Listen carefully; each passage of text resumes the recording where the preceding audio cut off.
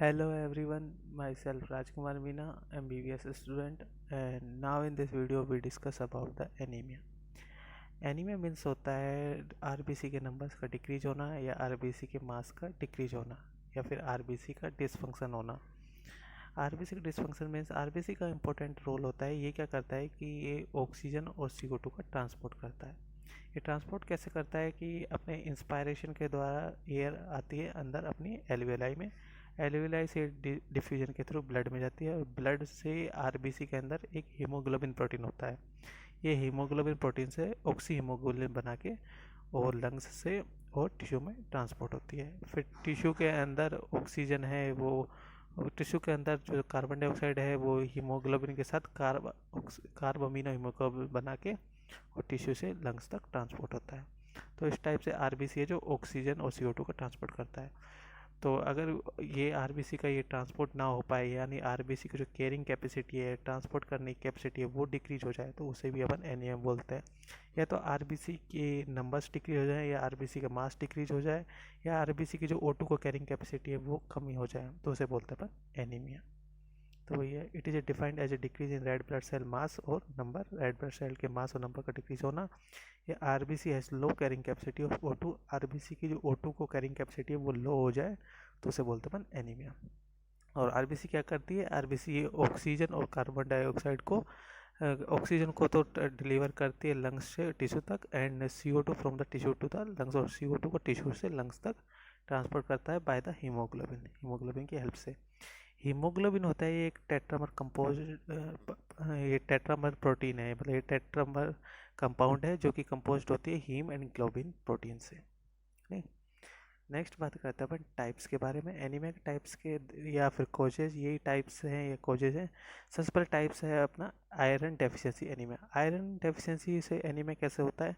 Iron होता है ना, ये क्या करता है, ये अपनी जो हीमोग्लोबिन है जो कि O2 को कैरिंग करती है, मतलब O2 का ट्रांसपोर्ट करवाती है, तो उस हीमोग्लोबिन के प्रोडक्शन के लिए इंपॉर्टेंट होता है आयरन। क्योंकि हीमोग्लोबिन क्या होता है, ये एक आयरन रिच प्रोटीन है। तो ये आयरन की अगर डेफिशिएंसी हो गई तो हीमोग्लोबिन का प्रोडक्शन नहीं हो पाएगा। नहीं, अगर हीमोग्लोबिन का प्रोडक्शन नहीं हो पाएगा तो ये आरबीसी है जो O2 को कैसे कैरी करेगी, तो मतलब कैरिंग कैपेसिटी वो कम हो जाएगी। अब आयरन की डेफिशिएंसी कैसे होती है? या तो क्रोनिक ब्लड लॉस हो जाए, मतलब ज़्यादा अमाउंट में ब्लड लॉस होने पर आयरन की डेफिशिएंसी हो जाती है। मेंस्ट्रुअल साइकिल में ब्लड लॉस होता है जिससे भी आयरन की डेफिशिएंसी हो जाती है। या फिर अपनी बॉडी के अंदर आयरन का यूज है वो बढ़ जाए तो उससे भी आयरन की डेफिशिएंसी हो जाती है। या फिर आयरन का जो एब्जॉर्प्शन होना है वो डिक्रीज हो जाए तो उससे भी आयरन की डेफिशिएंसी हो जाती है, जिससे आयरन का जो हीमोग्लोबिन का इसका प्रोडक्शन नहीं हो पाएगा और एनीमिया हो जाएगा। नहीं, नेक्स्ट अपना एप्लास्टिक एनीमिया। एप्लास्टिक एनीमिया क्या होता है कि एप्लास्टिक मीन्स होता है कि जो अपनी बोन मैरो है ना वो डैमेज हो जाए। अगर अपनी बोन मैरो क्या करती है कि अपनी आरबीसी का प्रोडक्शन करवाती है। अगर अपनी बोन मैरो डैमेज हो गई तो आरबीसी का प्रोडक्शन नहीं होगा। नहीं, तो इस आरबीसी की नंबर्स है वो कम हो जाएंगे। तो इसके कोचेज की बात करें कि ये बोन मैरो डैमेज कैसे होती है, तो बोन मैरो डैमेज हो जाती है अपनी रेडिएशन और कीमोथेरेपी से। ये अपनी बोन मैरो डैमेज हो जाती है जिससे आरबीसी का प्रोडक्शन नहीं हो पाएगा। हेपेटाइटिस या HIV डिजीज़ के कारण बोन मैरो डैमेज हो सकती है, या फिर ऑटो इम्यून डिसऑर्डर की वजह से भी अपनी बोन मैरो डैमेज हो सकती है। नेक्स्ट है अपना haemolytic anaemia. Haemolytic anaemia means होता है जब अपनी आरबीसी की जो लाइफ साइकिल है उसे वो कंप्लीट करने से पहले ही डिस्ट्रॉय हो जाए। आरबीसी की एक लाइफ साइकिल होती है 120 डेज़ की, अगर वो अपनी उस लाइफ साइकिल को कंप्लीट किए बिना ही पहले ही डिस्ट्रॉय हो जाए तो उससे बोलते हैं अपन हीमोलाइटिक एनीमिया। नहीं, अब वो पहले ही डिस्ट्रॉय हो गई तो आरबीसी की कमी हो जाएगी, तो आरबीसी की कमी हो गई तो उसे बोलते हैं अपन एनीमिया हो जाएगा उससे।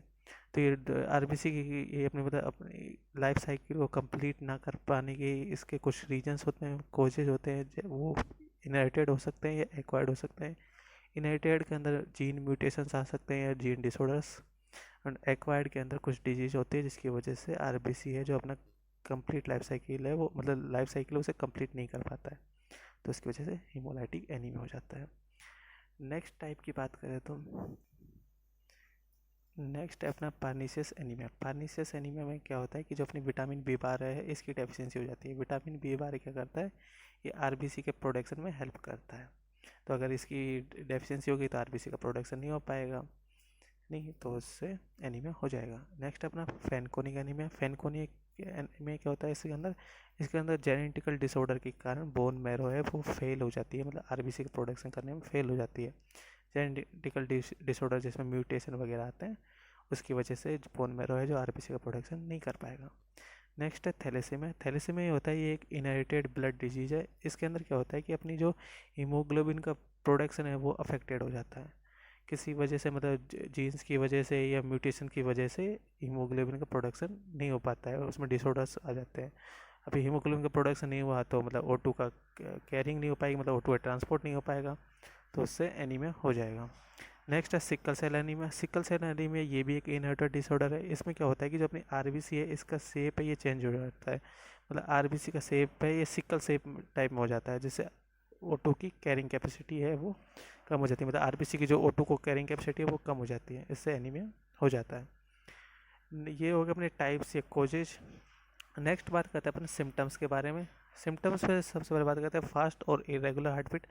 मतलब अपना एनीमिया के अंदर क्या होता है, एनीमिया के अंदर होता है मतलब जो अपना आरबीसी है वो O2 की कैरिंग कैपेसिटी कम हो जाती है, मतलब आरबीसी है वो O2 को कम पहुंचा पा रहा है टिश्यू और मसल्स के पास, तो हार्ट क्या करेगा, बार बार पंप करेगा ताकि ज़्यादा ब्लड पहुँचे, और ब्लड पहुँचे तो O2 ज़्यादा पहुँचे मसल्स और टिश्यू के पास, तो उससे अपनी हार्ट बीट है वो फास्ट हो जाती है और इरेगुलर हो जाती है। और शॉर्टनेस ऑफ ब्रीथ ये भी मतलब एनीमिया के सिम्टम्स है। एंड फैटिक एंड वीकनेस आ जाएगी बॉडी के अंदर क्योंकि मसल्स को ऑक्सीजन नहीं मिल पा रही है। डिजीनेस, सिर चक्कर आने लग जाता है। एंड स्किन का कलर है वो उड़ जाता है एनीमिया की वजह से। ये सिम्टम्स है इसके। नेक्स्ट बात करते हैं डायग्नोसिस की। डायग्नोसिस का अपन एनीमिया कैसे डायग्नोसिस कर सकते हैं, फिजिकल एग्जाम्स के द्वारा उसे डायग्नोस कर सकते हैं, और ब्लड के जो आरबीसी नंबर्स हैं उनके द्वारा अपन एनीमिया को डायग्नोस कर सकते हैं, क्योंकि इसमें आरबीसी के नंबर्स कम हो जाते हैं ना, तो उससे इसे अपन डायग्नोस कर सकते हैं कंप्लीट ब्लड काउंट के थ्रू बीसी के द्वारा। एंड नेक्स्ट है फैमिली हिस्ट्री के द्वारा अपन इसे डायग्नोस कर सकते हैं। इसमें जेनेटिकल डिसऑर्डर्स वगैरह आते हैं जैसे कि सिकल सेल एनीमिया है, तो उन्हें डायग्नोस कर सकते हैं फैमिली हिस्ट्री के द्वारा। ये अपने डायग्नोसिस। नेक्स्ट बात करते हैं ट्रीटमेंट के बारे में।